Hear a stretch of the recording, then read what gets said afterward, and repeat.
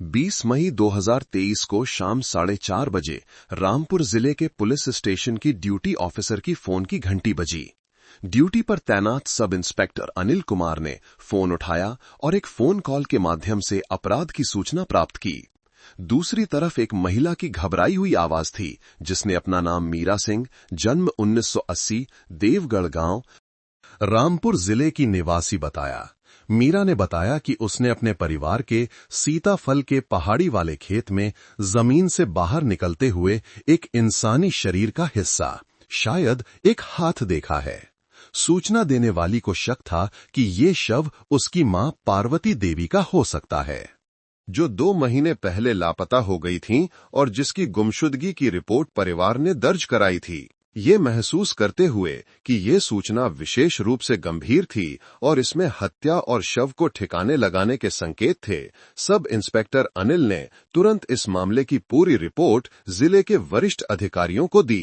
Report मिलते ही जिले के पुलिस प्रमुख कर्नल विक्रम सिंह ने सीधे निर्देश दिया कि इस मामले को अत्यंत तत्परता और उच्चतम जिम्मेदारी के साथ निपटाया जाना चाहिए। केवल 15 मिनट के भीतर एक तत्काल समन जारी किया गया और यूनिट के मीटिंग रूम में एक त्वरित बैठक हुई। बैठक में जिला पुलिस के नेतृत्व, रामपुर जिला लोक अभियोजक कार्यालय के प्रतिनिधि और विभिन्न विभागों के प्रमुख शामिल थे। बैठक में सूचना की विस्तृत रिपोर्ट सुनने के बाद कर्नल विक्रम ने पहले निर्देश दिए और मौके पर ही एक विशेष जांच दल SIT का गठन किया गया। क्राइम ब्रांच के प्रमुख मेजर राजेश शर्मा को टीम का लीडर नियुक्त किया गया, जो इस मामले की जांच और इसे स्पष्ट करने के लिए मुख्य रूप से जिम्मेदार थे। तत्काल और सबसे जरूरी काम घटनास्थल की सुरक्षा करना था। कर्नल विक्रम ने जोर देकर कहा, उनकी आवाज दृढ़ थी। उन्होंने जांच दल को तुरंत देवगढ़ गांव जाने का आदेश दिया। गांव की पुलिस के साथ समन्वय स्थापित कर संदिग्ध शव वाले क्षेत्र के चारों ओर एक सुरक्षा घेरा बनाने और किसी भी अनधिकृत व्यक्ति को उस क्षेत्र में प्रवेश करने से रोकने का निर्देश दिया। फोरेंसिक और तकनीकी टीम को सभी आवश्यक उपकरणों के साथ तैयार रहने के लिए कहा गया, ताकि वे जांच के लिए तैयार रहें। हमें बहुत तेजी से लेकिन बहुत सावधानी से काम करना होगा। शुरुआती घटनास्थल पर कोई भी गलती बात की पूरी जांच प्रक्रिया को प्रभावित कर सकती है। ठीक 5 बजे 3 गाड़ियों का एक काफिला, जिसमें एक कमांड वाहन, एक क्राइम ब्रांच की टीम का वाहन और एक विशेष फोरेंसिक वाहन शामिल था, सायरन बजाते हुए जिला पुलिस मुख्यालय से रवाना हुआ।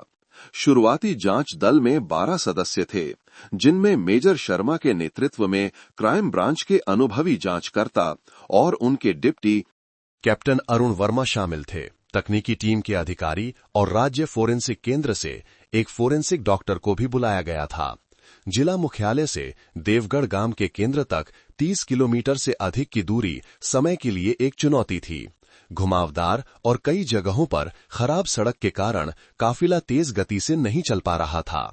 मेजर शर्मा कमांड वाहन में बैठे थे। उनका चेहरा गंभीर था। उनके दिमाग में कई सवाल और शुरुआती जांच की परिकल्पनाएं बन रही थीं।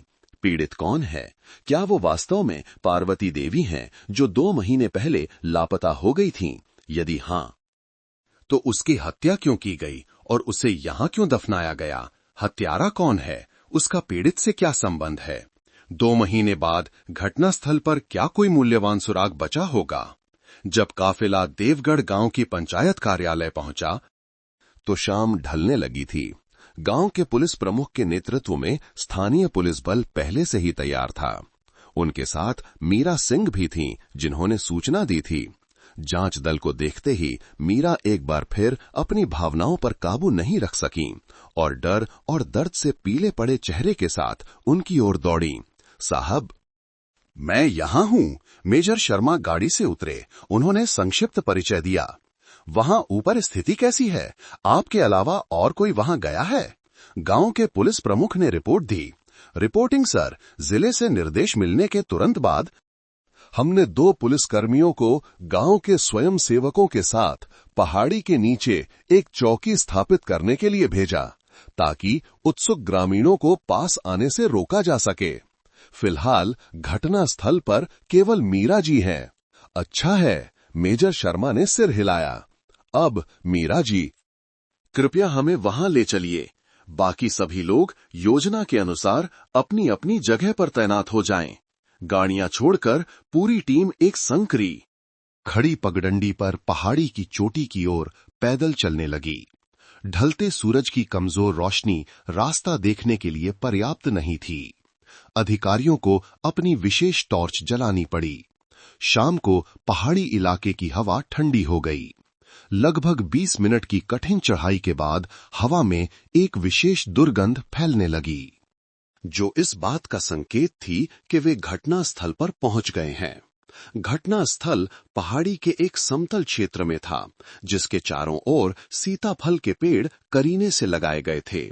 टॉर्च की रोशनी में लगभग 50 वर्ग मीटर का एक क्षेत्र गांव की पुलिस द्वारा लाल और सफेद टेप से अस्थायी रूप से घेर दिया गया था।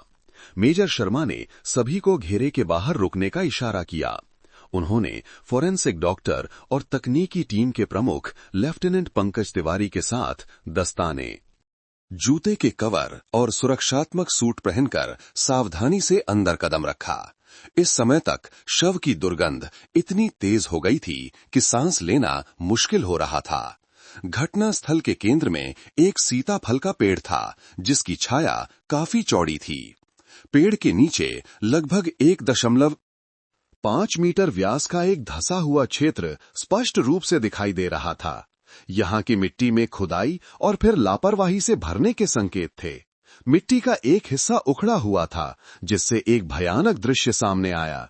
एक इंसान का दाहिना हाथ जो सड़ने की उन्नत अवस्था में था, लगभग 45 डिग्री के कोण पर जमीन से सीधे बाहर निकला हुआ था। त्वचा और मांस लगभग पूरी तरह से सड़ चुके थे, जिससे सफेद पीली हड्डी की संरचना दिखाई दे रही थी। कलाई पर कई खरोंच और फटे हुए निशान थे, जो किसी जानवर द्वारा कुतरने के संकेत दे रहे थे। इस क्षेत्र के आसपास कुत्ते के कुछ ताजे पैरों के निशान थे। ये निश्चित रूप से किसी जानवर द्वारा खोदा गया है, लेफ्टिनेंट तिवारी ने टिप्पणी की। हो सकता है कि इलाके के किसी आवारा कुत्ते ने गंध सूंघ ली हो और उसे खोद दिया हो, जिससे शव का एक हिस्सा बाहर आ गया। फोरेंसिक डॉक्टर ने पास से हाथ का प्रारंभिक निरीक्षण करने के लिए नीचे झुके। सड़न की मात्रा के आधार पर मृत्यु का समय कई महीने पहले का हो सकता है, जो पीड़ित के 2 महीने पहले लापता होने की जानकारी से मेल खाता है। यह एक बुजुर्ग व्यक्ति का हाथ है, संभवतः एक महिला का। छोटी हड्डी की संरचना के आधार पर मेजर शर्मा सीधे खड़े हो गए और टॉर्च से आसपास के पूरे क्षेत्र को स्कैन किया। उन्होंने एक महत्वपूर्ण विवरण पर ध्यान दिया। यहाँ की पहाड़ी मिट्टी काफी कठोर और कंकड़ युक्त थी, लेकिन दफनाने वाले क्षेत्र की मिट्टी बहुत ढीली थी। ऐसा लगता है कि हत्यारे ने बहुत गहरा गड्ढा नहीं खोदा था, बस इतना कि शव को ढका जा सके। ये एक जल्दबाजी में किया गया ठिकाने लगाने का कार्य हो सकता है, जिसमें कोई सावधानी पूर्वक तैयारी नहीं की गई थी। जबकि तकनीकी टीम ने अपना काम शुरू किया, सावधानी पूर्वक मिट्टी के नमूने एकत्र किए, अजीब निशानों की तलाश की और पूरे घटनास्थल की तस्वीरें और वीडियो बनाए। मेजर शर्मा बाहर आए और आधिकारिक बयान लेने के लिए मीरा से मिले। गांव की पुलिस द्वारा एक मेज और 2 प्लास्टिक की कुर्सियां लाई गईं। कैप्टन अरुण वर्मा पूरी बातचीत को नोट कर रहे थे। मीरा जी, अब आप हमें अपनी मां के लापता होने के बारे में और परिवार के सदस्यों के बीच संबंधों के बारे में विस्तार से बताएं, खासकर अपनी भाभी पूजा के साथ। मेजर शर्मा ने अनुरोध किया। शांत रहने की कोशिश करते हुए मीरा ने अधिक स्पष्ट रूप से बताना शुरू किया। सर, मेरी मां पार्वती देवी 63 साल की हैं। मेरे पिता का जल्दी निधन हो गया था और उन्होंने अकेले ही हम दोनों भाई बहनों को पाला। मेरा भाई सुरेश सिंह 30 साल का है और उसने गांव की ही 25 साल की पूजा से शादी की है। उनका एक 5 साल का बेटा है। सुरेश पिछले 3 साल से दुबई में काम कर रहा है और साल में 2 बार घर आता है। वो अपनी पत्नी और बच्चे के लिए पैसे भेजता है। घर पर मेरी मां उनके साथ रहती थीं ताकि वो अपने पोते की देखभाल कर सकें। पार्वती देवी और उनकी बहू पूजा के बीच संबंध कैसे थे? मीरा ने गहरी सांस ली। उसकी आंखों में नाराजगी साफ झलक रही थी। मेरी मां उसे बहुत प्यार करती थीं। उसे अपनी सगी बेटी की तरह मानती थीं। वो बहुत सीधी साधी थीं, उन्होंने जीवन में कभी किसी पर ऊंची आवाज में बात नहीं की। वो उसे अपनी बेटी की तरह मानती थीं। कहीं भी कुछ अच्छा होता तो उसके लिए हिस्सा रखती थीं। लेकिन पूजा वैसी नहीं थी। वो आलसी और दूसरों पर निर्भर थी। मेरा भाई दूर था और वो घर पर एक रानी की तरह रहती थी। खेत के काम से लेकर खाना पकाने तक सब कुछ मेरी माँ ही करती थीं। फिर भी वो अक्सर अपनी सास के प्रति चिड़चिड़ापन और गुस्सा दिखाती थीं। कई बार जब मैं उनसे मिलने गई तो मैंने उसे अपनी माँ को बूढ़ी और धीमी कहकर डांटते हुए सुना। मैंने उसे कई बार सलाह दी, लेकिन उसने मेरी नहीं सुनी और कहा कि मैं उनके घर के मामलों में दखल न दूं। रोजमर्रा के झगड़ों के अलावा क्या आप किसी और गहरे कारण के बारे में जानती हैं? मेजर शर्मा ने और गहराई से पूछा। हाँ सर, मीरा ने पुष्टि की। पूजा एक अच्छी औरत नहीं है। उसका पति कड़ी मेहनत करके पैसे भेजता है, लेकिन वो घर पर गांव के एक अविवाहित लड़के राकेश कुमार के साथ चुपके से मिलती थी। इस बारे में मेरे पूरे गांव ने कानाफूसी होती है। मुझे लगता है कि मेरी मां को भी इस बारे में पता था और उन्होंने उसे समझाने की कोशिश की, लेकिन उसने नहीं सुनी। इसलिए दोनों के बीच तनाव बढ़ता गया। मुझे लगता है कि यही मुख्य कारण है। मीरा के बयान ने एक चरम पर पहुंचे संघर्ष और हत्या के एक बहुत स्पष्ट मकसद को उजागर कर दिया। एक व्यभिचारी बहू जिसे उसकी सास ने रंगे हाथों पकड़ लिया और समझाने की कोशिश की, लेकिन उसने नहीं सुनी और मन में द्वेष पाल लिया। जिस दिन आपकी मां लापता हुई, यानी 17 मई 2023 को, क्या हुआ था? उस दिन हमारे एक रिश्तेदार के यहाँ श्राद्ध का कार्यक्रम था। मेरी मां सुबह से ही वहां गई थीं। उस दोपहर मैंने उन्हें फोन किया, लेकिन फोन नहीं लगा। अगले दिन 18 तारीख को मैं उनके घर गई तो मां वहां नहीं थीं। मैंने पूजा से पूछा तो उसने कहा कि मां कल सुबह से गई हैं और अभी तक नहीं लौटी हैं। उसका रवैया बहुत सामान्य था, उसमें कोई चिंता नहीं थी। इसी बात ने मुझे शुरू से ही शक में डाल दिया। एक सामान्य व्यक्ति अपनी बूढ़ी सास को रात भर घर से बाहर देखकर चिंतित हो जाता और उन्हें ढूंढने निकल पड़ता, लेकिन वो इतनी उदासीन नहीं रह सकती थी। मेजर शर्मा ने सिर हिलाया। सभी तथ्य धीरे धीरे जुड़ रहे थे। जांच की परिकल्पना अब लगभग पूजा और उसका प्रेमी राकेश कुमार पर केंद्रित हो गई थी। जब बयान लेना समाप्त हुआ तब तक अंधेरा हो चुका था। तकनीकी टीम ने सतह की जांच और आसपास के सुरागों को इकट्ठा करने का काम पूरा कर लिया था। उच्च शक्ति वाली फ्लड लाइटें लाई गईं, जिससे पहाड़ी का एक कोना रोशन हो गया। सभी तैयारियां पूरी हो चुकी थीं। अब सबसे महत्वपूर्ण क्षण था पीड़ित के शव को निकालने के लिए खुदाई करना और साथ ही मिट्टी के नीचे छिपे किसी अन्य सबूत की तलाश करना। मेजर शर्मा ने आदेश दिया, सभी टीमें अपनी अपनी स्थिति में आ जाएं, खुदाई शुरू करें। 2 उच्च शक्ति वाली फ्लड लाइटों की ठंडी सफेद रोशनी के नीचे सीताफल के पेड़ के आसपास का क्षेत्र अब एक खुली हवा वाली प्रयोगशाला में बदल गया था। सभी गतिविधियां लगभग पूर्ण मौन में की जा रही थीं। केवल वॉकी टॉकी की फुसफुसाहट, कैमरों की क्लिक और संक्षिप्त पेशेवर बातचीत की आवाजें आ रही थीं। मेजर राजेश शर्मा घेरे के बाहर खड़े थे। उनकी पैनी नजर हर हरकत पर थी। वो जानते थे कि अगले कुछ घंटों में जो कुछ भी होगा वो अपराधी को दोषी ठहराने के लिए सबसे ठोस आधार होगा। फॉरेंसिक डॉक्टर और 2 तकनीकी अधिकारी सीधे खुदाई का काम कर रहे थे। वे साधारण फावड़े या कुदाल का उपयोग नहीं कर रहे थे, बल्कि छोटे विशेष उपकरणों जैसे कि ट्रॉवल, हैंड स्पेड और ब्रश का उपयोग कर रहे थे।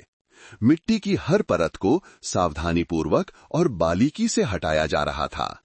खोदी गई सारी मिट्टी को बड़ी छलनियों में डाला जा रहा था ताकि उसमें मिले किसी भी छोटे से छोटे सबूत को ढूंढा जा सके, चाहे वो एक बटन हो, एक बाल हो या कोई अज्ञात छोटा टुकड़ा।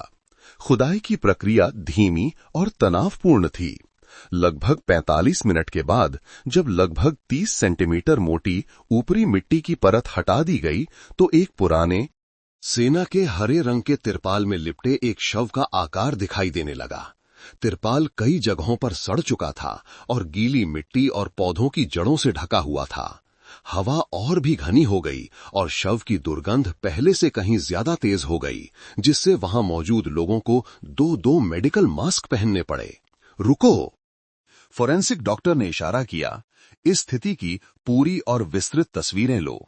लेफ्टिनेंट तिवारी और एक अन्य अधिकारी ने तुरंत विभिन्न कोणों से तस्वीरें और वीडियो लेना शुरू कर दिया, ये सुनिश्चित करते हुए कि कोई भी विवरण न छूटे। ये पूरा होने के बाद मिट्टी की अंतिम परत को हटाने का काम शुरू हुआ। जल्द ही पूरा शव पूरी तरह से उजागर हो गया। पीड़ित एक भ्रूण की स्थिति में दाहिनी ओर झुका हुआ था। घुटने लगभग ठुड्डी को छू रहे थे। एक ऐसी मुद्रा जो दर्शाती थी कि पीड़ित को जल्दबाजी में खोदे गए गड्ढे में ठूस दिया गया था। फोरेंसिक डॉक्टर ने सावधानी से चिमटी और कैंची का उपयोग करके तिरपाल की परत को हटाया जो शव से चिपक गई थी। अंदर पीड़ित ने गहरे भूरे रंग के सूती कपड़े के घर के कपड़े पहने हुए थे, जो ग्रामीण इलाकों में बहुत आम थे। पर्यावरण और सड़न की प्रक्रिया के प्रभाव के कारण कपड़े कई जगहों पर फट गए थे। शव का प्रारंभिक परीक्षण करते हुए फोरेंसिक डॉक्टर ने एक पेशेवर सपाट आवाज में कहा। उसने घटनास्थल पर ही अपना काम शुरू कर दिया। शव एक महिला का है, लगभग 1.55 मीटर लंबी, उम्र लगभग 60 से 65 वर्ष। बाल ज्यादातर सफेद हैं जो पीछे एक जूड़े में बंधे हैं। सड़न की प्रक्रिया उन्नत अवस्था में है। चेहरे, गर्दन और हाथों जैसे खुले क्षेत्रों में त्वचा और कोमल ऊतक लगभग पूरी तरह से सड़ चुके हैं, जिससे नीचे की हड्डी की संरचना दिखाई दे रही है। उसने सावधानी से शव के सिर और चेहरे की जांच की। खोपड़ी पर किसी तेज या कठोर वस्तु से चोट का कोई निशान नहीं मिला। जबड़े की हड्डी बरकरार थी। फिर उसने अपना ध्यान गर्दन के क्षेत्र पर केंद्रित किया, जो सबसे महत्वपूर्ण क्षेत्र था। यद्यपि कोमल ऊतक सड़ चुके थे, लेकिन अपने अनुभव से वह अभी भी असामान्य संकेतों को पहचान सकता था। उसने एक विशेष चिमटी का उपयोग करके गर्दन की हड्डी के क्षेत्र में धीरे से काम किया। ये रहा, उसने धीरे से कहा, लेकिन इतना कि मेजर शर्मा और आसपास के लोग सुन सकें। गर्दन में हायोइड हड्डी टूटी हुई है।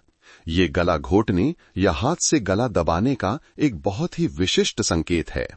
बाहर से लगाए गए भारी दबाव ने इस नाजुक हड्डी को तोड़ दिया है। ये लगभग निश्चित रूप से कहा जा सकता है कि मौत का कारण यांत्रिक श्वासावरोध है, मैकेनिकल एस्फिक्सिएशन है। इस खोज ने प्रारंभिक परिकल्पना को और मजबूत कर दिया। यह कोई प्राकृतिक मौत या दुर्घटना नहीं थी, यह एक हत्या थी। फोरेंसिक डॉक्टर ने शव के अन्य हिस्सों की जांच जारी रखी। बाईं ओर की 7वीं और 8वीं पसलियों पर दरारें हैं। हो सकता है कि पीड़ित को धक्का दिया गया हो या मौत से पहले उसकी छाती पर कोई जोरदार प्रहार किया गया हो। दाहिनी कलाई पर त्वचा के नीचे खून के थक्के हैं। ये प्रतिरोध या पकड़े जाने का संकेत है। फोरेंसिक डॉक्टर की हर खोज एक महत्वपूर्ण पहेली का टुकड़ा थी, जो पीड़ित के दर्दनाक अंतिम क्षणों को फिर से बना रही थी। उसे धक्का दिया गया, पकड़ा गया और अंत में गला घोंटकर मार दिया गया। हर विवरण मीरा के बयान से प्राप्त तार्किक आपराधिक अनुमानों से भयावह रूप से मेल खाता था। जबकि शव परीक्षण चल रहा था, मेजर शर्मा ने एक अन्य टोही टीम को पहाड़ी के पूरे क्षेत्र में खोज का दायरा बढ़ाने का निर्देश दिया। वे पगडंडियों के साथ साथ चले, हर झाड़ी और घास के झुरमुट को खंगाला। लक्ष्य था संबंधित सुराग जैसे कि पैरों के निशान, खून के धब्बे, हथियार या अपराधी द्वारा अपराध करने और शव को ठिकाने लगाने के दौरान गिराई गई कोई भी वस्तु खोजना। हालांकि 2 महीने से अधिक समय तक बारिश और धूप के प्रभाव के बाद ऐसे मूल्यवान सुराग मिलने की उम्मीद बहुत कम थी। खोज 1 घंटे से अधिक समय तक चली, लेकिन कोई महत्वपूर्ण परिणाम नहीं मिला। ये भी विशेष जांच दल की अपेक्षा के अनुरूप था। इस समय सबसे महत्वपूर्ण सुराग शव और उस पर छिपी हुई चीजें थीं। रात के 10 बजे घटनास्थल और शव का प्रारंभिक परीक्षण मूल रूप से पूरा हो गया था। मिट्टी के नमूनों, पौधों के नमूनों से लेकर पीड़ित के कपड़ों के हर टुकड़े तक सभी सबूत एकत्र किए गए, अलग अलग सीलबंद बैग में रखे गए, क्रमांकित किए गए और सावधानी पूर्वक नोट किए गए। पीड़ित के शव को एक विशेष बैग में रखकर जिप बंद कर दिया गया और पुलिस अधिकारियों द्वारा सावधानी से पहाड़ी के नीचे लाया गया। नियमों के अनुसार शव को सीधे राज्य फॉरेंसिक केंद्र में ले जाया जाएगा ताकि मौत का सटीक कारण पता लगाने और पीड़ित की पहचान के लिए डीएनए नमूने एकत्र करने के लिए शव परीक्षण किया जा सके। मेजर शर्मा ने घटनास्थल पर आखिरी बार नजर डाली। सीताफल की पहाड़ी अब उजाड़ और भयावह रूप से शांत थी। उन्होंने गांव की पुलिस को नए आदेश तक घटनास्थल की सुरक्षा के लिए गार्ड तैनात करने का निर्देश दिया। फिर वो पूरी टीम के साथ वापस लौट गए। जिला पुलिस मुख्यालय वापस जाते समय कार में माहौल बेहद तनावपूर्ण था। कोई किसी से बात नहीं कर रहा था। घटनास्थल की छवियां अभी भी उनके दिमाग में घूम रही थीं।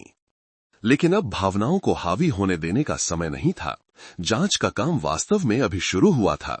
रात 11:30 बजे क्राइम ब्रांच के कार्यालय में एक और आपातकालीन बैठक हुई। बहुत देर हो चुकी थी और एक थका देने वाले दिन के काम के बाद भी जांच दल के सभी सदस्य मौजूद थे। हर किसी के चेहरे पर दृढ़ संकल्प की चमक थी। मेजर शर्मा सफेद बोर्ड के सामने खड़े थे और घटनास्थल और शव के प्रारंभिक परीक्षण के सभी परिणामों को संक्षेप में बता रहे थे। साथियों, जांच के माध्यम से हम कुछ प्रारंभिक निष्कर्षों पर पहुंच सकते हैं। 1. पाया गया शव लगभग निश्चित रूप से पार्वती देवी का है, जो उम्र, लिंग और लापता होने के समय से मेल खाता है। 2. मौत का कारण यांत्रिक श्वासावरोध है। गर्दन पर बाहरी बल के संकेत हैं, विशेष रूप से हायोइड हड्डी का टूटना। 3. शव पर अन्य चोटों के निशान हैं, जैसे कि टूटी हुई पसलियां, जो दर्शाती हैं कि पीड़ित की मौत से पहले एक हाथापाई हुई थी। 4. घटनास्थल से पता चलता है कि यह हत्या और शव को ठिकाने लगाने का मामला है, जिसे जल्दबाजी और गैर पेशेवर तरीके से अंजाम दिया गया था। वो थोड़ी देर रुके और फिर जारी रखा। पीड़ित की बेटी मीरा सिंह के बयान से हमने 2 मुख्य संदिग्धों की पहचान की है। पूजा 25 वर्ष, पीड़ित की बहू, और राकेश कुमार 27 वर्ष। पूजा का प्रेमी। हत्या का मकसद ये हो सकता है कि पार्वती देवी ने उनके अवैध संबंधों का पता लगा लिया था, जिससे संघर्ष हुआ और अंततः अपराध हुआ। अपनी प्रस्तुति के बाद मेजर शर्मा ने अपने साथियों को देखा और अगली कार्रवाई की योजना बताई। समय बहुत महत्वपूर्ण है। जैसे ही गांव के लोगों को पता चलेगा कि हमें शव मिल गया है, बहुत संभावना है कि संदिग्ध सतर्क हो जाएंगे और भागने की कोशिश करेंगे। हम और देर नहीं कर सकते। मेरा प्रस्ताव है कि आज रात ही हम दोनों संदिग्धों पूजा और राकेश कुमार को पूछताछ के लिए मुख्यालय बुलाएं, ताकि वे एक दूसरे से संपर्क न कर सकें। हम 2 टीमों में बंटकर 2 अलग अलग स्थानों पर एक साथ कार्रवाई करेंगे। योजना पर सभी सहमत हुए। क्राइम ब्रांच के डिप्टी कैप्टन अरुण वर्मा को पहली टीम का प्रभारी बनाया गया, जिसका काम संदिग्ध राकेश कुमार के घर पहुंचना था। मेजर शर्मा दूसरी टीम का नेतृत्व करेंगे, जो पार्वती देवी के घर पहुंचेगी, जहां संदिग्ध पूजा अपने छोटे बच्चे के साथ रह रही थी। टीमों के लिए निर्देश मेजर शर्मा ने जोर दिया। कार्रवाई बिल्कुल गुप्त और तेज होनी चाहिए। अभी के लिए हम केवल संदिग्धों को पार्वती देवी के लापता होने से संबंधित कुछ विवरणों को स्पष्ट करने के लिए मुख्यालय में आमंत्रित करेंगे, ताकि जनता में घबराहट न फैले। हमें अपनी टीम और संदिग्धों की पूर्ण सुरक्षा सुनिश्चित करनी होगी। 21 मई 2023 को सुबह 12:30 बजे सबसे अनुभवी जासूसों को चुना गया। बिना नीली बत्ती वाली 2 कारें चुपचाप जिला पुलिस मुख्यालय के परिसर से निकलीं और देवगढ़ गांव की ओर रात के सन्नाटे में खो गईं। मेजर शर्मा ने अपनी घड़ी देखी। वो जानते थे कि अगले कुछ घंटे निर्णायक होंगे। उन्हें समय के साथ दौड़ लगानी थी।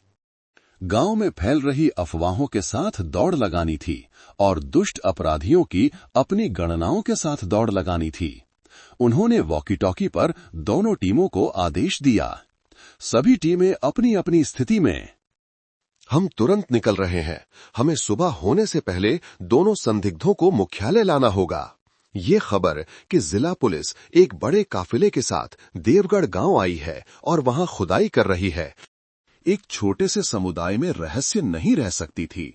भले ही अधिकारियों ने लोगों को घटनास्थल से दूर रखने की पूरी कोशिश की, लेकिन दूर से रात के अंधेरे में एक पहाड़ी के कोने को रोशन करती फ्लड लाइट्स और दर्जनों लोगों की मौजूदगी एक असामान्य घटना थी जिसे छिपाया नहीं जा सकता था। अफवाहें पहाड़ी हवा की गति से फैलने लगीं, एक घर से दूसरे घर, जल्दबाजी में किए गए फोन कॉल्स के माध्यम से। और उन आधी अधूरी कानाफूसियों में दो नाम सबसे ज्यादा लिए जा रहे थे, पूजा और राकेश कुमार। पूजा को अफवाहें अपने कानों तक पहुंचने का इंतजार नहीं करना पड़ा। जैसे ही एक पड़ोसी जो गपशप करने के लिए जानी जाती थी ने उसे चिंता और जिज्ञासा से भरी आवाज में फोन किया। पूजा, क्या बात है? इतनी पुलिस क्यों आई है? उन्होंने तुम्हारे सीताफल के बाग को घेर लिया है।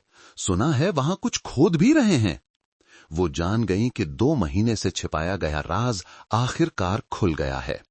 पूजा का दिल जैसे किसी अदृश्य हाथ ने जकड़ लिया हो।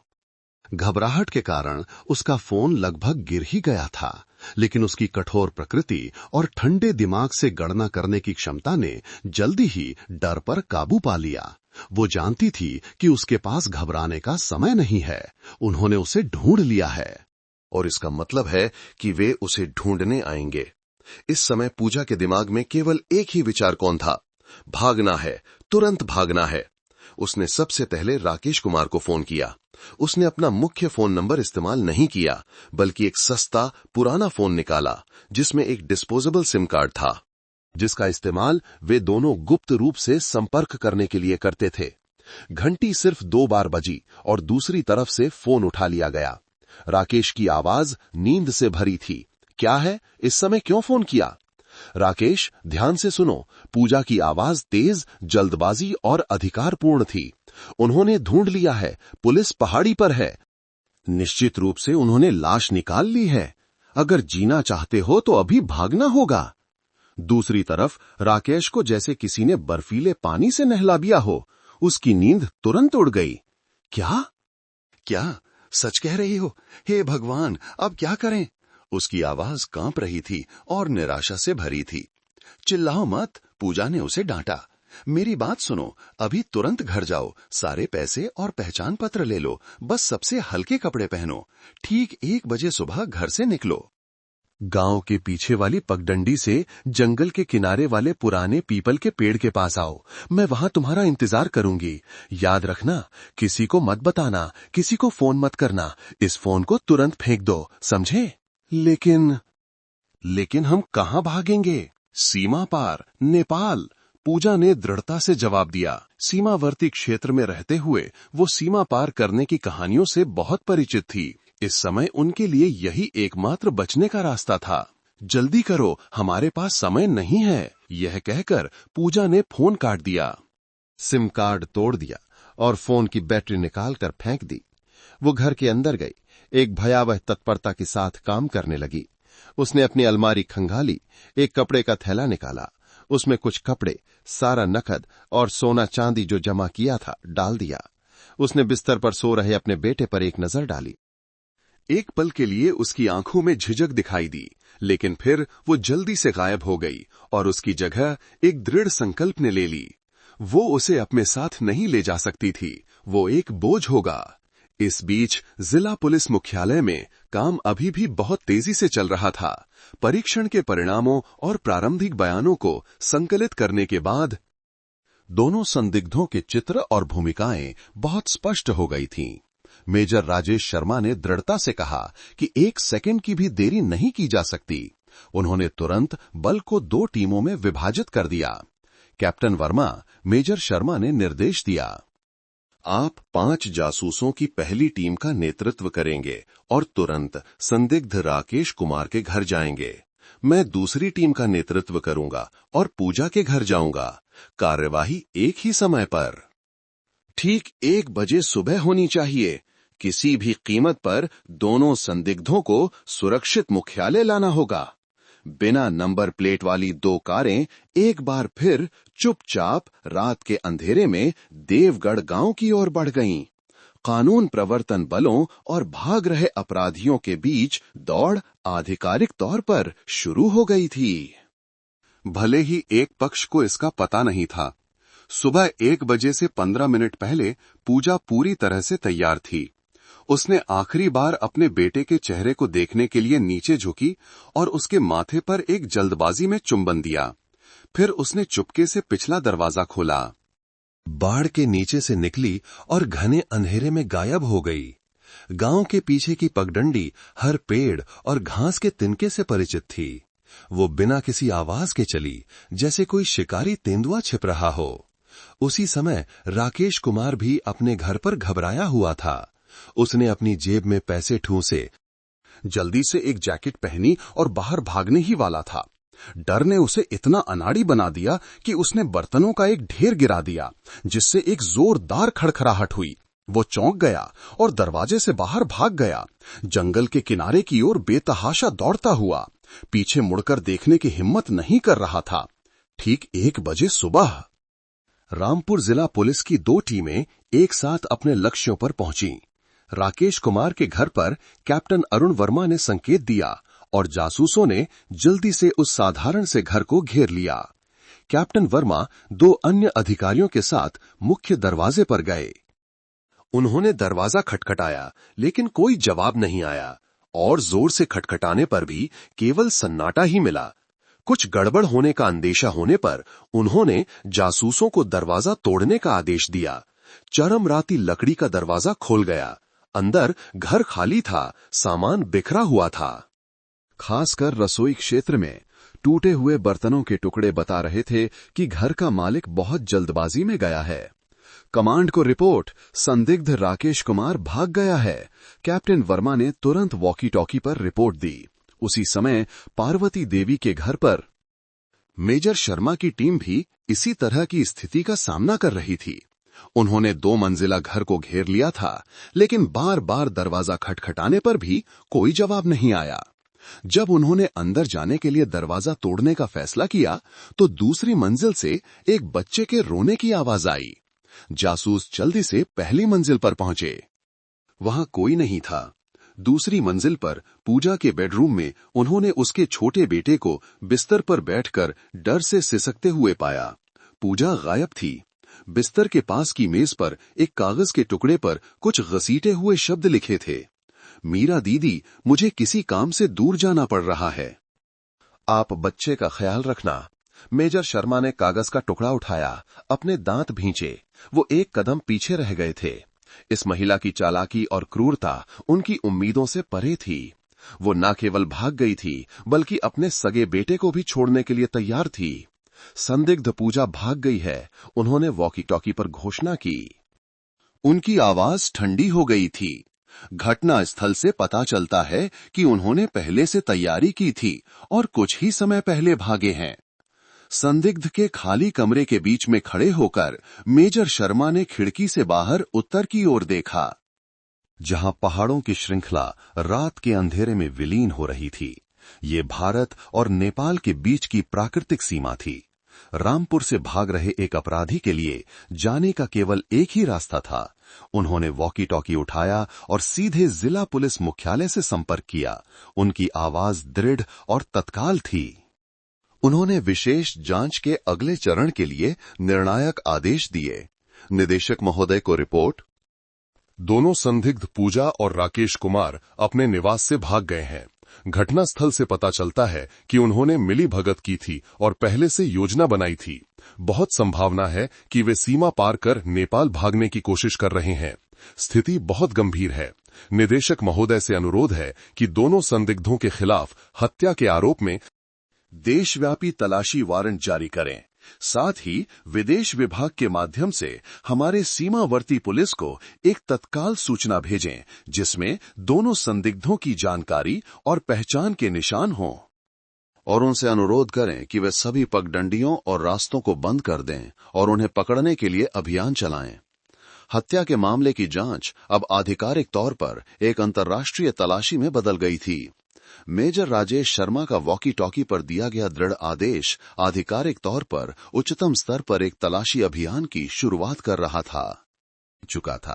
तुरंत दोनों भागे हुए संदिग्धों की जानकारी, पहचान के निशान और पुलिस रिकॉर्ड से निकाली गई तस्वीरों के साथ एन्क्रिप्टेड चैनलों के माध्यम से राज्य के अंदर और बाहर की सभी पुलिस इकाइयों को भेज दी गई।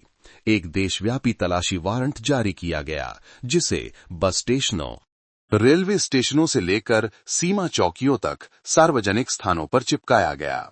विशेष रूप से रामपुर से लगी सीमा पर स्थित सभी सीमा सुरक्षा बल बीएसएफ की चौकियों को हाई अलर्ट पर रखा गया और उन सभी पगडंडियों और रास्तों पर गश्त बढ़ा दी गई जिनका स्थानीय लोग अक्सर अवैध रूप से उपयोग करते थे।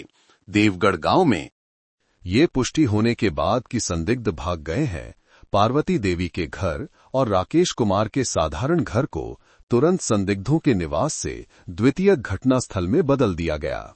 मेजर शर्मा ने कैप्टन अरुण वर्मा और एक टीम को वहीं छोड़ दिया ताकि वे तकनीकी टीम के साथ मिलकर तत्काल तलाशी ले सकें। बिस्तर के नीचे से लेकर अलमारी की दरारों तक और कूड़ेदान में फेंके गए कागज के टुकड़ों तक हर कोने को खंगाला गया ताकि कोई भी छोटा से छोटा सुराग मिल सके जो उनकी भागने की योजना या छिपने की जगह का खुलासा कर सके। इस बीच मेजर शर्मा उसी रात जिला पुलिस मुख्यालय लौट आए।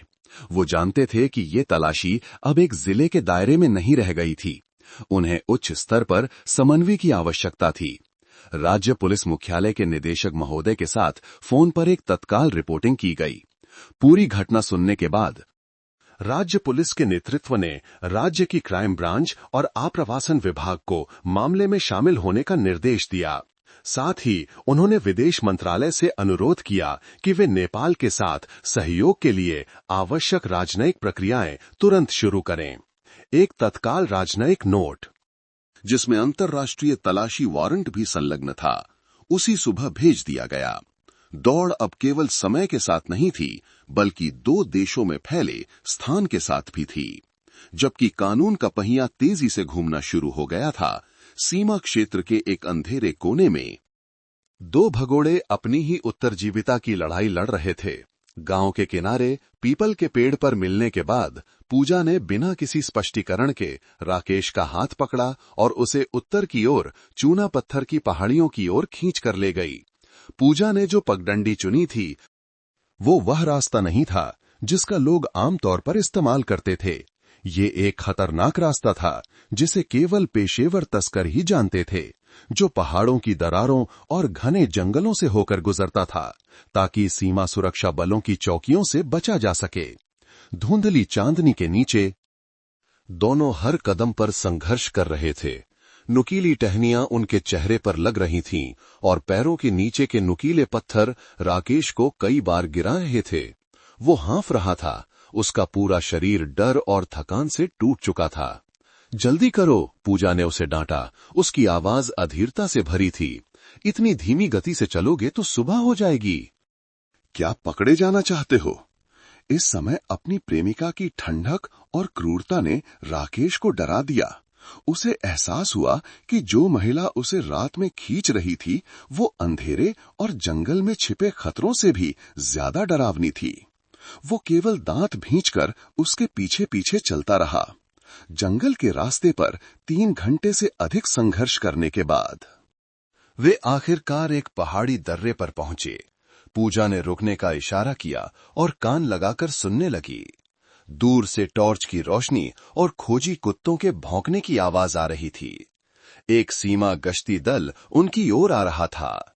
राकेश का दिल जैसे छाती से बाहर निकल आएगा। वो नीचे बैठ गया और कांपने लगा। पूजा ने उसे एक चट्टान की खोह में खींच लिया, उसका मुंह अपने हाथ से कसकर बंद कर दिया और चुप रहने का इशारा किया। दोनों हत्यारों ने अपनी सांस रोक ली और कदमों की आहट और लोगों की बातचीत की आवाज को सुनते रहे जो हर पल करीब आ रही थी। वे क्षण सदियों जितने लंबे लग रहे थे। सौभाग्य से गश्ती दल उन्हें बिना देखे गुजर गया। जब सब कुछ फिर से शांत हो गया तो पूजा ने राकेश को छोड़ा।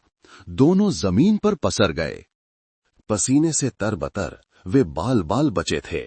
वे ज्यादा देर आराम करने की हिम्मत नहीं कर सके। अंतिम ढलान को पार करने के बाद उनके सामने एक सीमा स्तंभ था। वे अब नेपाल की धरती पर थे। एक अस्थायी सुरक्षा की भावना आई, लेकिन उसके तुरंत बाद एक और बड़ी घबराहट हुई। वे एक अजनबी देश में थे, बिना किसी जान पहचान के। जेब में थोड़े से पैसे और खाली हाथ। इस बीच तलाशी स्थल पर कैप्टन वर्मा और उनकी टीम को पहली सफलता मिली थी।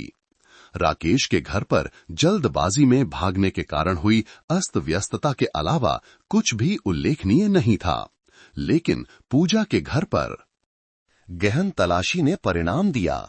खाना पकाने की एक किताब में फंसी एक पुरानी नोटबुक में जासूसों को अंतिम पृष्ठ पर पेंसिल से लिखा एक अजीब फोन नंबर और चीनी भाषा में लिखा एक पता मिला। घसीटे हुए अक्षरों में लिखा था भैरवा बाजार। इस खोज की सूचना तुरंत मेजर शर्मा को दी गई। उन्होंने एक उच्च तकनीकी जासूस टीम को तुरंत उस अजीब फोन नंबर की जांच करने का आदेश दिया। साथ ही भैरवा बाजार के पते की जानकारी भी नेपाल पुलिस को भेजे गए राजनयिक नोट में जोड़ दी गई। ये इस धुंधली तलाशी में पहली ठोस सुराग थी, एक छोटी सी उम्मीद की किरण। सीमा पार करने के 2 दिन बाद पूजा और राकेश नेपाल के एक व्यस्त सीमावर्ती शहर भैरवा पहुंच गए।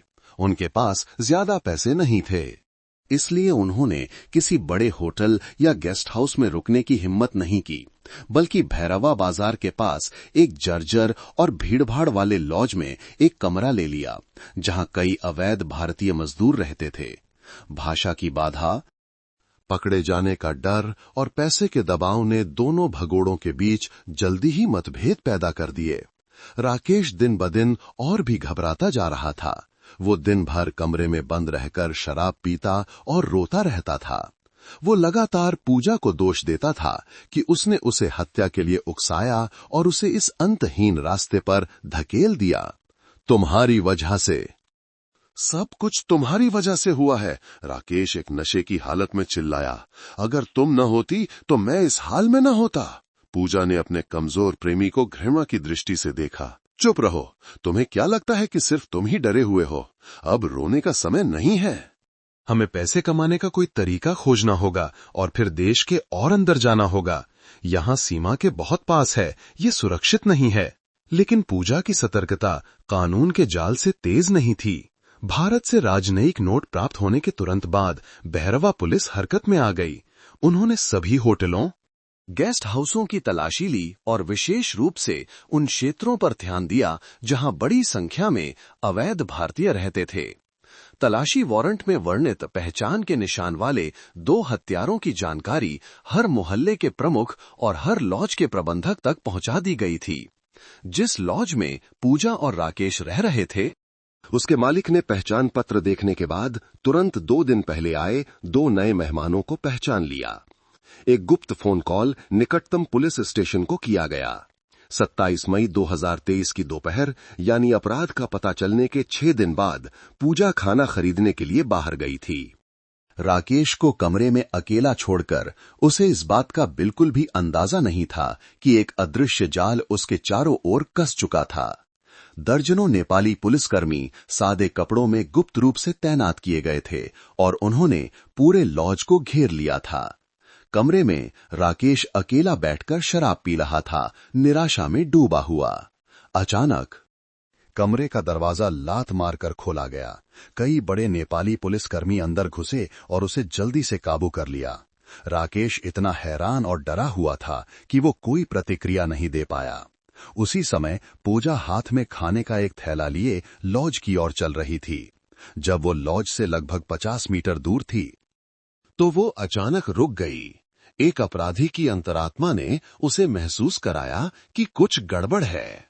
आसपास बहुत सारे अजनबी हृष्ट-पुष्ट लोग घूम रहे थे। उसने तुरंत मुड़कर बाजार की भीड़ में घुसकर भागने की कोशिश की, लेकिन बहुत देर हो चुकी थी। एक महिला पुलिसकर्मी सादे कपड़ों में पहले ही उसके पास पहुंच चुकी थी। रुक जाओ, पूजा ने पागलों की तरह खाने का थैला फेंका और बेतहाशा भागने लगी। लेकिन वो कुछ ही कदम दौड़ पाई थी कि 2 अन्य पुरुष पुलिसकर्मियों ने उसे सामने से रोककर जमीन पर गिरा दिया। दोनों व्यभिचारियों का पलायन आधिकारिक तौर पर समाप्त हो गया था। उस शाम रामपुर में पुलिस मुख्यालय में मेजर राजेश शर्मा को विदेश विभाग से एक महत्वपूर्ण फोन आया।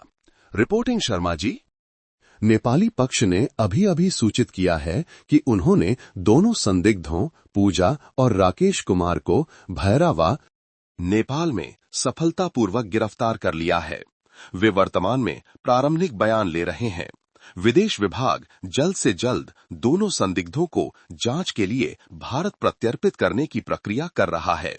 ये खबर कि देवगढ़ गांव में हत्या और शव को ठिकाने लगाने के मामले में 2 संदिग्धों को नेपाल में गिरफ्तार कर लिया गया है। 27 मई की देर शाम को रामपुर राज्य पुलिस की विशेष जांच टीम तक पहुंची। क्राइम ब्रांच के मीटिंग रूम में जो माहौल लगभग 1 हफ्ते से तनावपूर्ण था, आखिरकार उसमें थोड़ी राहत की सांस ली जा सकी। विशेष जांच का सबसे कठिन और जोखिम भरा चरण अंतर्राष्ट्रीय तलाशी अभियान सफलतापूर्वक समाप्त हो गया था। हालांकि मेजर राजेश शर्मा और उनके साथियों को पता था कि ये केवल आधा रास्ता था। अपराधियों को भारत वापस लाना और उन्हें कानून की सजा का सामना कराना ही अंतिम लक्ष्य था। तुरंत जटिल कानूनी और राजनयिक प्रक्रियाएं अभूतपूर्व तत्परता के साथ शुरू की गईं। पुलिस महानिदेशालय के नेतृत्व में विदेश विभाग ने नेपाल के संबंधित अधिकारियों के साथ लगातार काम किया। मेजर शर्मा के नेतृत्व में एक विशेष टीम, जिसमें जांच अधिकारी, अभियोजन पक्ष के अधिकारी और न्यायिक सहायता पुलिस बल शामिल थे, का गठन किया गया ताकि संदिग्धों को प्राप्त करने और प्रत्यर्पित करने की तैयारी की जा सके। 3 दिनों के निरंतर काम और नेपाल पुलिस के सक्रिय और सकारात्मक सहयोग के बाद सभी प्रक्रियाएं पूरी हो गईं। सौंपने का समय और स्थान तय किया गया। 30 मई 2023 को सुबह 9 बजे सुनौली अंतर्राष्ट्रीय सीमा पर। उस सुबह सुनौली सीमा के प्रक्रिया क्षेत्र को सामान्य से अधिक कड़ी सुरक्षा के तहत रखा गया था। मेजर शर्मा के नेतृत्व में रामपुर राज्य पुलिस की टीम सुबह ही पहुंच गई थी। वो और उनके साथी उस महत्वपूर्ण क्षण की प्रतीक्षा में गंभीरता से खड़े थे। ठीक 9 बजे नेपाल पुलिस का एक काफिला सौंपने वाले क्षेत्र में पहुंचा। गाड़ी का दरवाजा खुला और पूजा और राकेश कुमार को 2 नेपाली पुलिसकर्मियों ने नीचे उतारा। दोनों ने कैदियों के कपड़े पहने हुए थे, उनके हाथों में हथकड़ियां थीं और विदेश में हिरासत और पूछताछ के दिनों के बाद उनके चेहरे थके हुए और मुरझाए हुए थे। जब उन्होंने भारतीय पुलिस की परिचित खाकी वर्दी देखी तो दोनों अपराधियों की आंखों में बिल्कुल अलग अलग भावनाएं दिखाई दीं। राकेश कुमार ने अपना सिर नीचे झुका लिया। उसका पूरा शरीर कांप रहा था। वो जानता था कि उसे अब अपनी ही मातृभूमि पर न्याय का सामना करना पड़ेगा।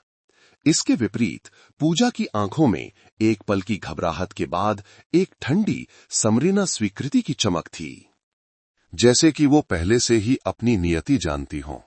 सौंपने की प्रक्रिया जल्दी लेकिन औपचारिक रूप से हुई। दोनों पक्षों के प्रतिनिधियों ने आवश्यक दस्तावेजों पर हस्ताक्षर किए। जब नेपाली हथकड़ियां खोली गईं और उनकी जगह भारतीय पुलिस की हथकड़ियां लगाई गईं, तो न्यायिक संप्रभुता लागू हो गई। पूजा और राकेश कुमार को आधिकारिक तौर पर भारतीय कानून की हिरासत में ले लिया गया। एक भी शब्द नहीं बोला गया। दोनों को 2 विशेष वाहनों में बिठाया गया जो पहले से ही इंतजार कर रहे थे। काफिला तुरंत रवाना हो गया। सीमा से निकलकर दोनों हत्यारों को रामपुर राज्य पुलिस की अस्थायी जेल में वापस ले गया।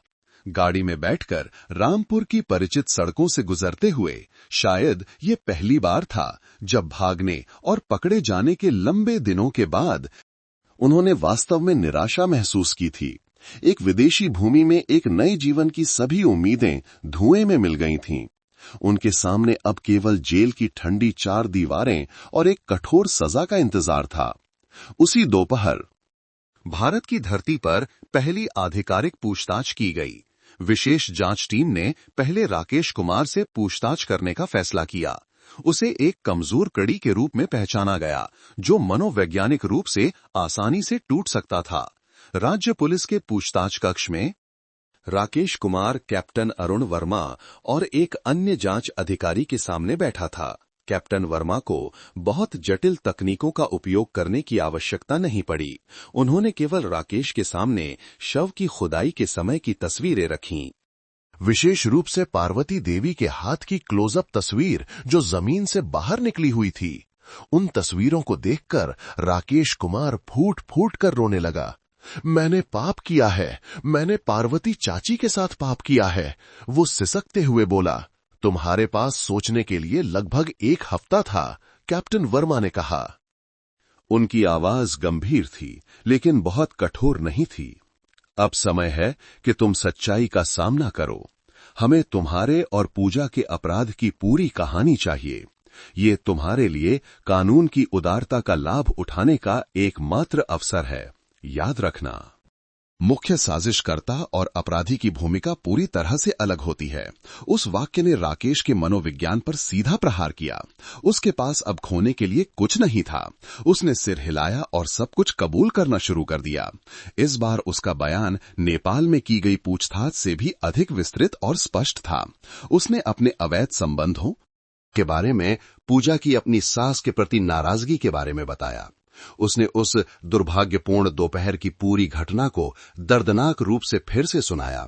पार्वती देवी द्वारा रंगे हाथों पकड़े जाने से लेकर पूजा के घातक उकसावे वाले शब्दों तक। उसे मार डालो। उसने पीड़ित का गला घोंटने की क्रिया, अपराध करने के बाद की घबराहट और पूजा द्वारा बनाई गई ठिकाने लगाने की योजना का वर्णन किया। उसने भागने की पूरी प्रक्रिया भी कबूल की। पूजा से चेतावनी वाला फोन मिलने से लेकर दोनों के पकड़े जाने तक। उसने सारा दोष अपनी प्रेमिका पर डाल दिया। राकेश कुमार का बयान 3 घंटे से अधिक समय तक चला। हर विवरण को सावधानी पूर्वक लिखा और रिकॉर्ड किया गया। जब ये व्यापक कबूलनामा हाथ में आ गया तो जांच टीम के पास असली मुख्य साजिशकर्ता पूजा का सामना करने के लिए पर्याप्त हथियार थे। पूजा से पूछताछ का नेतृत्व खुद मेजर शर्मा ने किया। राकेश के विपरीत पूजा बेहद शांत दिखाई दी। वो सीधी बैठी थी। उसके चेहरे पर कोई भाव नहीं था और सवालों के जवाब संक्षिप्त रूप से दे रही थी। उसने घटनास्थल पर मौजूद होने और राकेश के साथ भागने की बात स्वीकार की।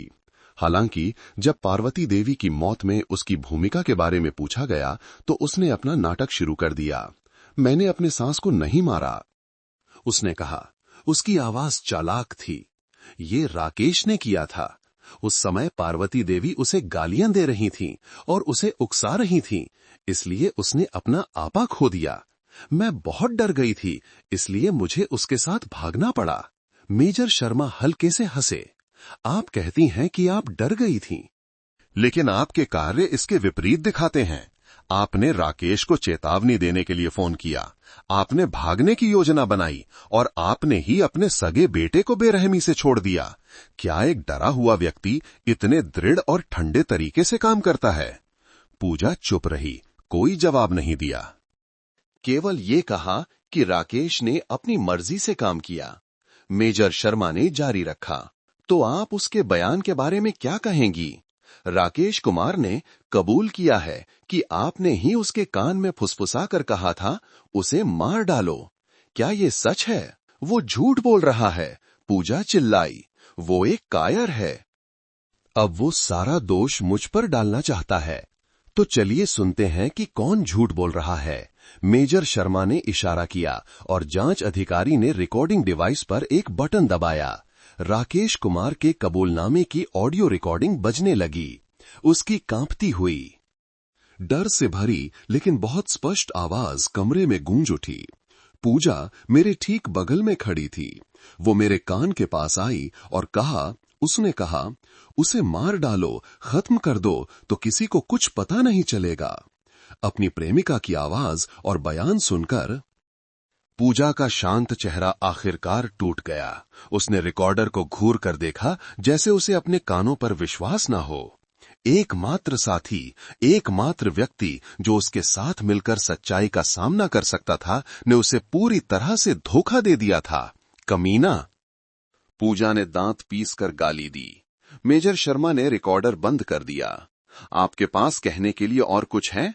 शव परीक्षण के परिणामों से लेकर आपके साथी के बयान तक सभी सबूत आपके खिलाफ हैं। इस समय जिद करने से आपका अपराध और भी गंभीर हो जाएगा। पूजा ने अपना सिर मेज पर रख दिया। उसने जो मजबूत रक्षात्मक दीवार बनाने की कोशिश की थी, वो पूरी तरह से ढह गई थी। वो काफी देर तक चुप रही। जब उसने सिर उठाया तो उसकी आंखों में पछतावा नहीं, बल्कि एक भयावह शून्यता थी। हाँ, उसने ठंडी आवाज में कहा, मैंने ही उसे ऐसा करने के लिए कहा था। उस स्वीकारोक्ति के बाद पूजा ने सब कुछ उगल दिया। उसका बयान मूल रूप से राकेश के बयान से मेल खाता था, लेकिन लहजा बिल्कुल अलग था। उसने अपने अपराध के बारे में लापरवाही से बताया, जैसे कि वो कोई असंबंधित कहानी सुना रही हो। न एक आंसू, न थोड़ा सा भी पछतावा। सुबह होते होते भारत में दोनों के पहले बयान पूरे हो चुके थे। जांचकर्ताओं के पास दोनों हत्यारों के कबूलनामे पूरी तरह से थे। मामला मूल रूप से स्पष्ट हो गया था। मेजर शर्मा पूछताछ कक्ष से बाहर निकले। उनके चेहरे पर थकान थी, लेकिन उनकी आंखों में दृढ़ संकल्प की चमक थी। उन्होंने कैप्टन वर्मा की ओर देखा।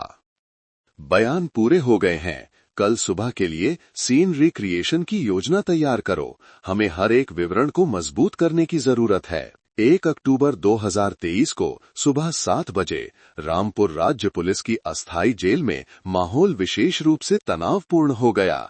आज जांच के लिए सीन रिक्रिएशन का दिन था, जो मामले की जांच को समाप्त करने के लिए अंतिम महत्वपूर्ण कानूनी प्रक्रियाओं में से एक था। पूजा और राकेश कुमार को अलग अलग कोठरियों से बाहर लाया गया।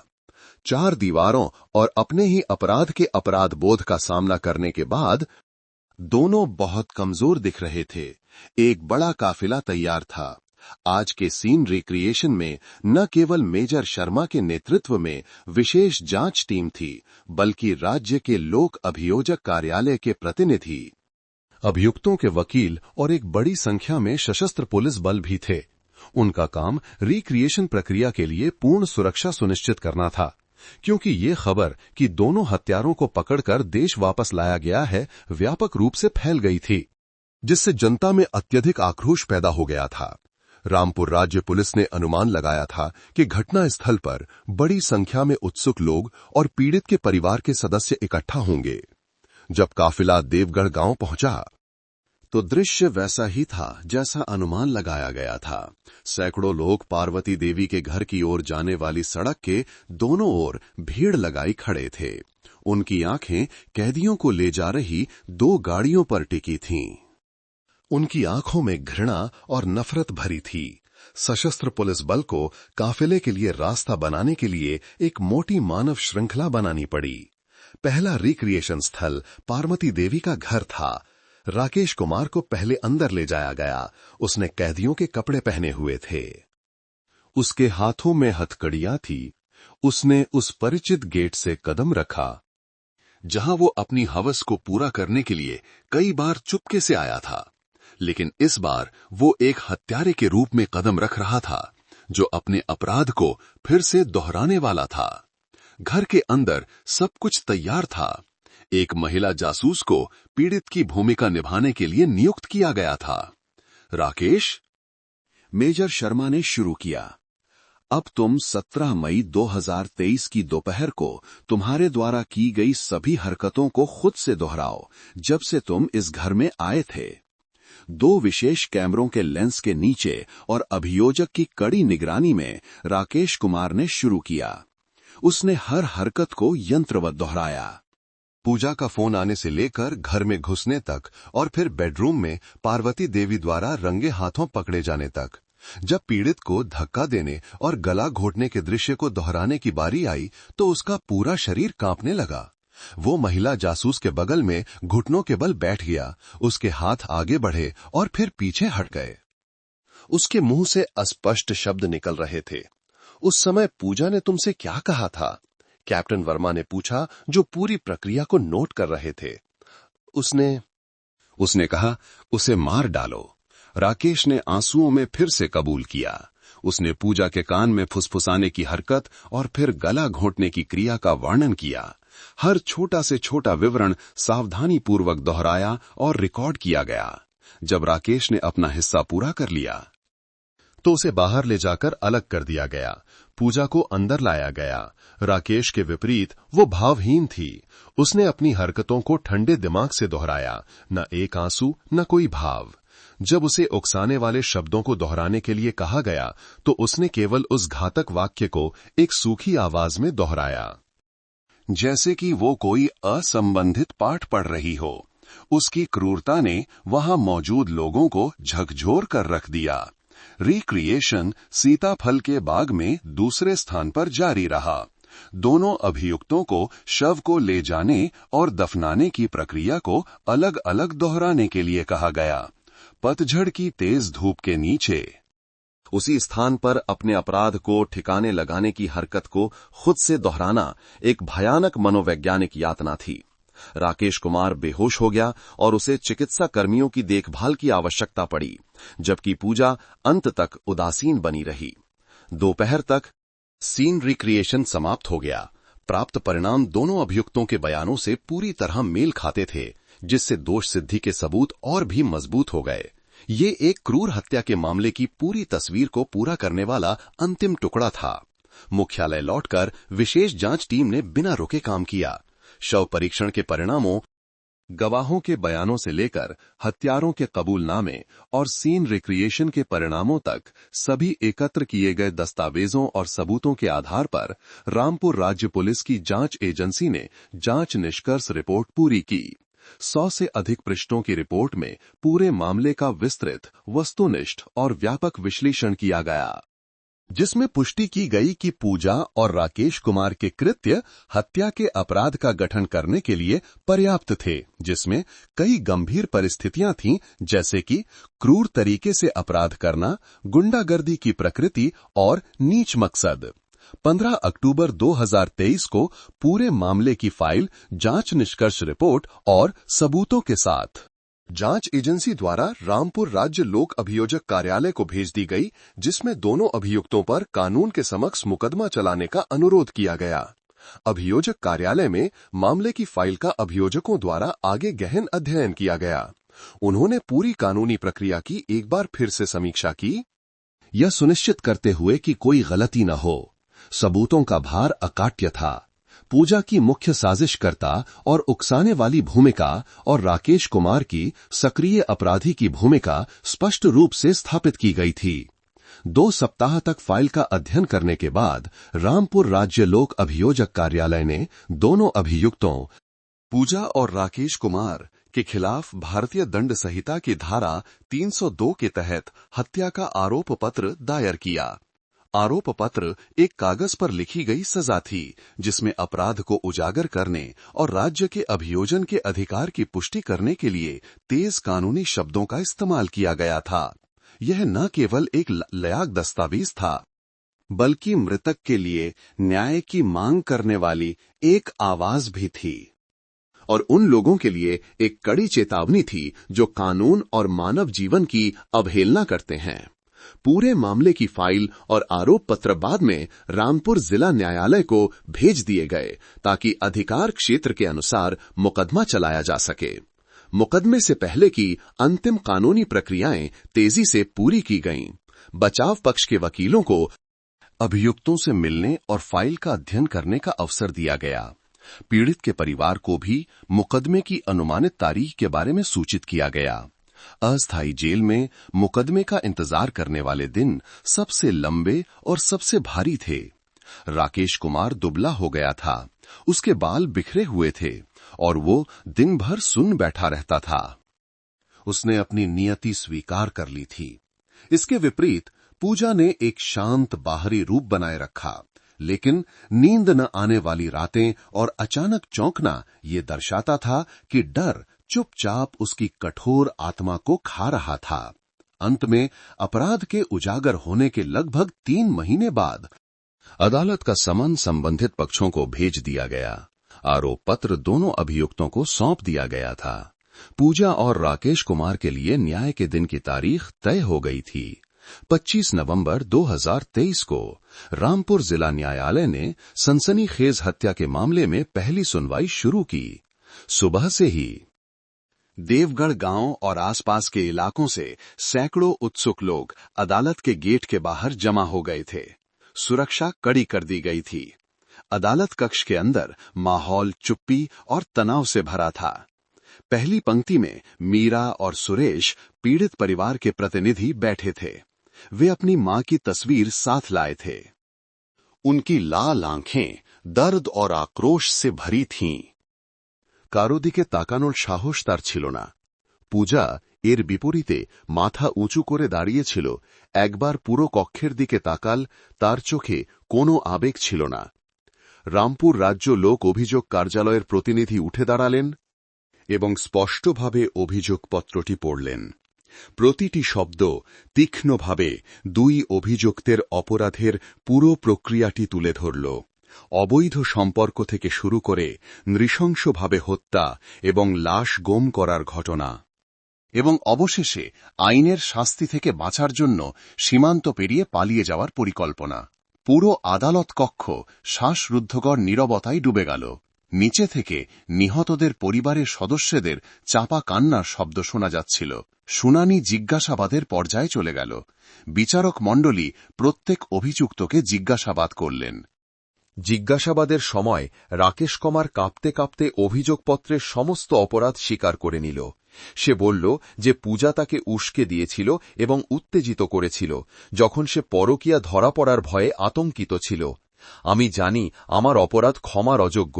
রাকেশ কান্নায় ভেঙে পড়ে বলল, আমি মাথা নত করে আমার অপরাধ স্বীকার করছি। পার্বতী মাসির আত্মার কাছে ক্ষমা চাইছি এবং নিহতদের পরিবারের কাছে ক্ষমা চাইছি। আমি কেবল বিচারক মণ্ডলীর কাছে একটি সুযোগ চাই যাতে আমি আমার জীবন নতুন করে শুরু করতে পারি এবং আমার ভুলের প্রায়শ্চিত্ত করতে পারি। এরপর পূজার পালা এলে পরিবেশ আরও উত্তেজনাপূর্ণ হয়ে উঠল। সে বিচারক মণ্ডলীর প্রশ্নের উত্তর চালাকির সাথে দিল। সে রাকেশের সাথে সম্পর্ক এবং পার্বতী দেবীর হত্যার সময় ঘটনাস্থলে উপস্থিত থাকার কথা স্বীকার করল। তবে যখন তাকে প্রধান ষড়যন্ত্রকারী এবং উস্কানিদাতা হিসেবে তার ভূমিকা সম্পর্কে জিজ্ঞাসা করা হল, তখন সে এড়িয়ে যেতে লাগল। মাননীয় আদালত, সেই সময় শাশুড়ির কাছে ধরা পড়ার কারণে আমি খুব ভয় পেয়ে গিয়েছিলাম এবং আমার কথার উপর নিয়ন্ত্রণ ছিল না। আমি কেবল ঘাবড়ে গিয়ে কিছু বলেছিলাম। কিন্তু আমার শাশুড়িকে হত্যা করার জন্য রাকেশকে বলার কোনো উদ্দেশ্য আমার ছিল না। রাকেশের দন্তি নেওয়াটা তার নিজের কাজ ছিল, আমি এটা আশা করিনি। সাথে সাথে লোক অভিযোগ দাঁড়িয়ে প্রতিবাদ করলেন। অভিযুক্ত বলছেন যে তিনি আশা করেননি। তাহলে কেন রাকেশ কুমার পার্বতী দেবীকে হত্যা করার পর আপনি চিৎকার করেননি? পুলিশকে খবর দেননি, বরং রাকেশের সাথে মিলে লাশ গুম করার পরিকল্পনা করলেন এবং তারপর খুব পরিকল্পিতভাবে সীমান্ত পেরিয়ে পালিয়ে যাওয়ার পরিকল্পনা করলেন। এই কাজগুলো প্রমাণ করে যে আপনি নিহতের জীবন কেড়ে নেওয়ার সাথে পুরোপুরি একমত ছিলেন এবং শেষ পর্যন্ত অপরাধ লুকানোর চেষ্টা করেছিলেন। অভিযুক্তকে সত্য বলার জন্য অনুরোধ করা হচ্ছে। তীক্ষ্ণ যুক্তি এবং ফাইলের প্রমাণগুলোর সামনে পূজা আর অস্বীকার করতে পারল না। সে মাথা নিচু করে চুপ করে রইল। একটি নীরবতা যা তার অপরাধ স্বীকার করে নিল। জিজ্ঞাসাবাদের পর্ব শেষ হলে শুনানি বিতর্কের পর্যায়ে চলে গেল। রাকেশ কুমারের আইনজীবী লঘু দণ্ডের জন্য কিছু কারণ তুলে ধরলেন, যেমন অভিযুক্তের অকপট স্বীকারোক্তি, অনুশোচনা, তীব্র মানসিক উত্তেজনার মধ্যে অপরাধ করা এবং প্রধান ষড়যন্ত্রকারী না হওয়া। তিনি বিচারক মণ্ডলীর কাছে বিবেচনার জন্য অনুরোধ করলেন। পূজার আইনজীবীও একটি লঘু দণ্ডের কারণ হিসাবে তুলে ধরলেন যে অভিযুক্তর একটি ৩৬ মাসের কম বয়সী শিশু রয়েছে। কিন্তু সম্ভবত শুনানির সবচেয়ে আবেগঘন এবং স্মরণীয় মুহূর্তটি ছিল যখন নিহতের ছেলে সুরেশ কুমারকে কথা বলার অনুমতি দেওয়া হল। সে উঠে দাঁড়াল, তার হাতে মায়ের ছবি কাঁপছিল। মাননীয় আদালত, সে বলল, তার গলা কান্নায় রুদ্ধ হয়ে আসছিল। আমি বছরের পর বছর ধরে বিদেশে কঠোর পরিশ্রম করেছি, কেবল আমার মা এবং স্ত্রী সন্তানের জন্য টাকা পাঠানোর জন্য, যাতে তারা আরও ভালো জীবন যাপন করতে পারে। আমি আমার বৃদ্ধা মাকে আমার স্ত্রীর ওপর ভরসা করে রেখেছিলাম। কিন্তু সে কি করেছে? সে পরকীয়া করেছে এবং যখন আমার মা তাকে ধরে ফেলে তখন সে তার প্রেমিকের সাথে মিলে আমার মাকে নির্মমভাবে হত্যা করেছে। এই যন্ত্রণা, এই অপমান, আমাদের পরিবার কিভাবে এটা নিয়ে বাঁচবে? আমার মা খুব অন্যায়ভাবে মারা গেছেন। আমি বিচারক মণ্ডলীর কাছে অনুরোধ করছি যে তারা যেন সবচেয়ে কঠোর শাস্তি দেয়। এই ধরনের দুষ্ট লোকদের সমাজ থেকে সরিয়ে দেয়, যাতে আমার মায়ের জন্য ন্যায় বিচার হয়। সুরেশের কথায় পুরো আদালত কক্ষ নীরব হয়ে গেল। বিতর্কের পর্ব শেষ হলে বিচারক মণ্ডলী রায় ঘোষণার জন্য বিরতি ঘোষণা করলেন। পুরো কক্ষ অপেক্ষা করতে লাগল। সময় খুব ধীরে কাটছিল। অবশেষে বিচারক মণ্ডলী ফিরে এলেন। বিচারক হাতে রায় নিয়ে চূড়ান্ত রায় ঘোষণার জন্য প্রস্তুত হলেন। মামলার পুরো প্রকৃতিটি পুনরায় বিশ্লেষণ করার পর অভিযুক্তদের আচরণকে অত্যন্ত নিষ্ঠুর, নৈতিকতা এবং জাতির সুন্দর ঐতিহ্যের পরিপন্থী বলে অভিহিত করে বিচারক রায় ঘোষণা করতে শুরু করলেন। বিচারক মণ্ডলী মনে করে যে অভিযুক্তদের আচরণ সমাজের জন্য বিশেষভাবে বিপজ্জনক। এটি কেবল আইনের দ্বারা সুরক্ষিত নাগরিকের জীবনকেই লঙ্ঘন করেনি, বরং সামাজিক নিরাপত্তা এবং শৃঙ্খলাকেও গুরুতরভাবে লঙ্ঘন করেছে, যা জনমনে আতঙ্ক এবং ক্ষোভের সৃষ্টি করেছে। প্রত্যেক অভিযুক্তের অপরাধের প্রকৃতি এবং মাত্রার সাথে কঠোরতম শাস্তি প্রয়োগ করা প্রয়োজন। এই মন্তব্যের পর পুরো আদালত কক্ষ যেন শ্বাসরুদ্ধ হয়ে গেল। নির্ণায়ক মুহূর্ত এসে গিয়েছিল। বিচারক রায় ঘোষণা করলেন, ভারতীয় দণ্ডবিধির ৩০২ ধারার অধীনে অভিযুক্ত রাকেশ কুমারকে হত্যার অপরাধে দোষী সাব্যস্ত করা হচ্ছে। অভিযুক্ত রাকেশ কুমারকে যাবজ্জীবন কারাদণ্ডে দণ্ডিত করা হল।